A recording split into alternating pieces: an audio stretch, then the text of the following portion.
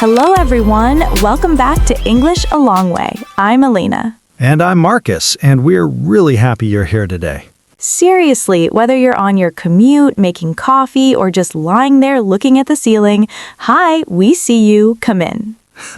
The ceiling people. We love the ceiling people. We do. We really do. Okay, Marcus, today's topic. I'm excited about this one. Tell me. Today, we're talking about what to say when you disagree with someone.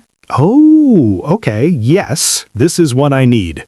Right? Because disagreeing is something we all have to do every single day, basically. Every day, with friends, with coworkers, with family. With the person who thinks pineapple belongs on pizza. Okay, that one is non-negotiable. That is not a disagreement. That is a fact. Okay, we're going to fight about this later. But the point is, disagreeing is normal. It's part of life. It really is. The problem is, most of us were never taught how to do it well. Exactly. So we either go too hard, like full argument mode. Or we say nothing at all and just smile and go home feeling frustrated.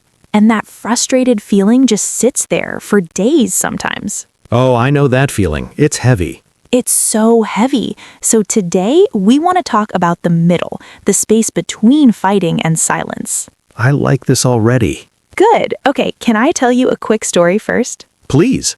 Okay, so two friends, Tom and David. They work together at the same company. Good friends, really. And one day in a team meeting, Tom presents an idea he's been working on for weeks. He's proud of it. Okay, I can feel where this is going.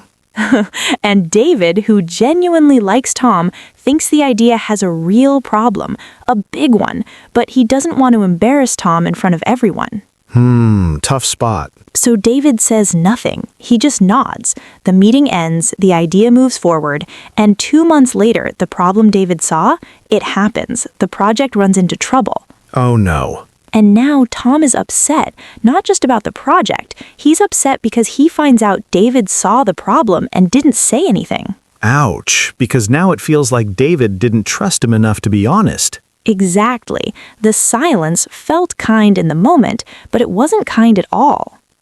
So saying nothing, that's not actually the safe choice. It feels safe, but it isn't, because the problem doesn't disappear just because you didn't mention it. And the relationship takes a hit too. That's the part people don't see coming.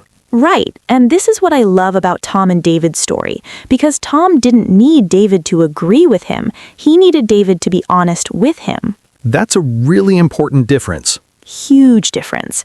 Okay, so let's actually talk about this. How do you disagree without blowing everything up?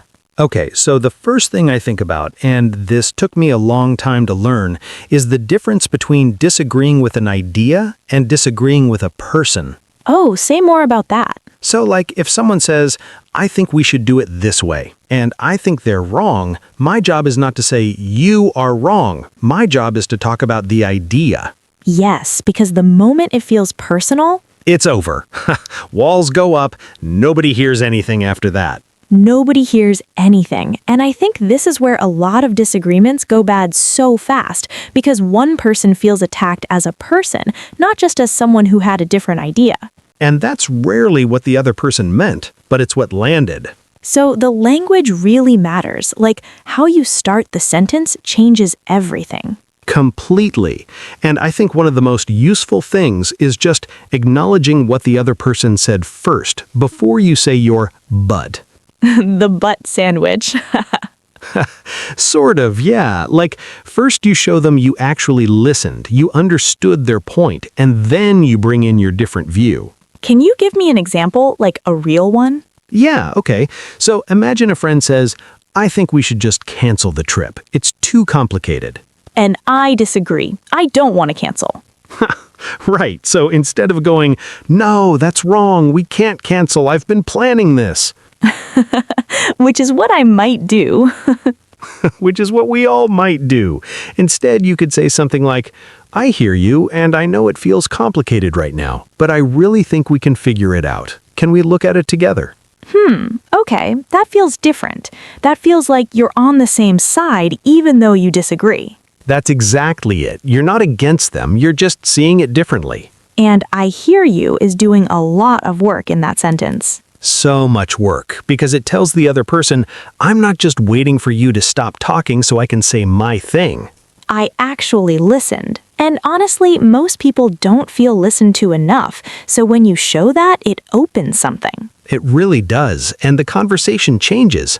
Okay, what about when the disagreement is more serious, like not just a trip, but something that really matters? At work, maybe, or with a close friend. Yeah, okay, those are harder because the stakes feel higher. They do, and I think that's when people either go too gentle, like they soften the message so much that the other person doesn't even realize there was a disagreement. Well, it's just a thought. Ignore me if you want. It's probably nothing. Yes, that. I've done that. The invisible disagreement, where you technically said something, but no one heard it. The invisible disagreement. That's a real thing. And then you go home feeling like you spoke up, but did you? Did you, though? And on the other side, sometimes people go too strong. They're so determined to be right that they forget there's another human in the conversation. Right, and then it becomes about winning, not about actually solving anything. And nobody wins when it becomes about winning. Right, ironically no. So the sweet spot is clear enough that your point actually lands, gentle enough that the other person can actually hear it. I like clear and gentle. That's the combination. Clear and gentle, yeah. And one phrase I really love, and I use this honestly, it's not just something I say here, is I might be wrong, but because it does something interesting. It shows the other person that you're not coming in to fight. You're open. You're not 100% sure. You're just saying, here's how it looks from where I'm standing. And people respond to that so differently than, no, you're wrong. So differently. No, you're wrong closes everything. I might be wrong, but opens a door. And through that door, you can actually have a real conversation. Exactly. Another one I use, I see it a little differently. Simple, not aggressive, just here's my view. I love that one because it doesn't say you're wrong. It just says, I'm standing somewhere else and the view is different. Yes, and that's actually true. Most disagreements, people aren't one right and one wrong, they're just standing in different places. Oh, that's a really good way to think about it. And when you realize that, you stop trying to defeat the other person and you start trying to understand the whole picture together. Which is so much more useful. So much more.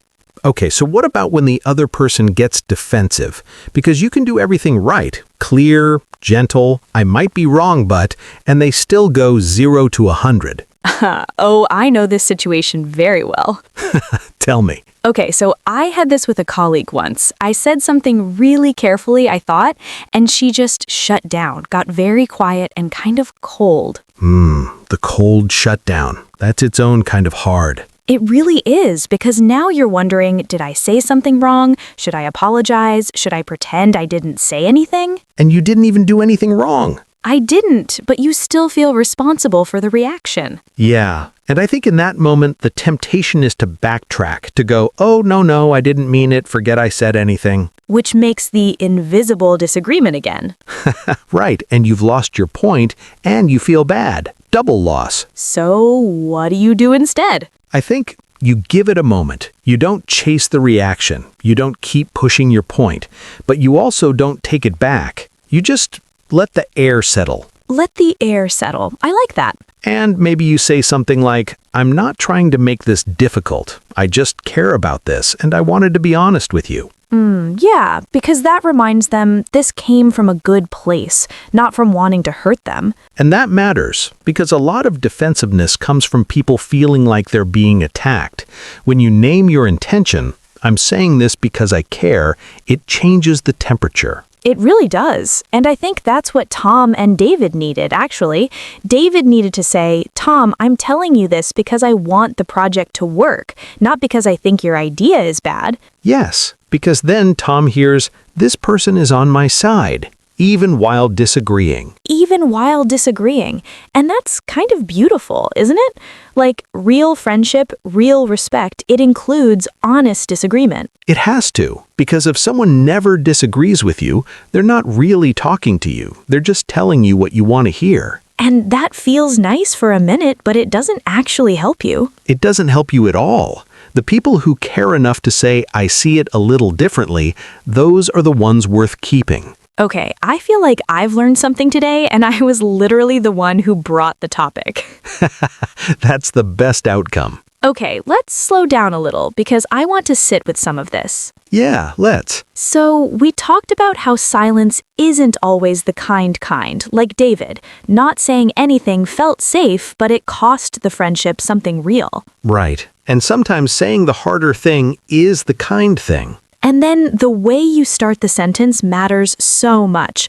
I hear you, but lands so differently than no, you're wrong. Completely different. One opens a door, one slams it. And the phrases we talked about, I might be wrong, but, and I see it a little differently, those are doing the same job, saying your truth without going to war. Clear and gentle. That's the goal. And when the other person gets defensive, you don't chase it. You let the air settle. You name your intention. You remind them you're on their side. Because at the end of the day, disagreeing with someone doesn't mean you're against them. it might mean you're really genuinely for them. Yeah, that's it. That's the whole thing. Ha, we're good today. We really are. And hey, next time you disagree with someone about pineapple on pizza, Oh my gosh. use your phrases. I might be wrong, but... No. Some things are non-negotiable, Marcus. Fair enough, fair enough. Thank you for listening to English Alongway. We'll see you in the next episode.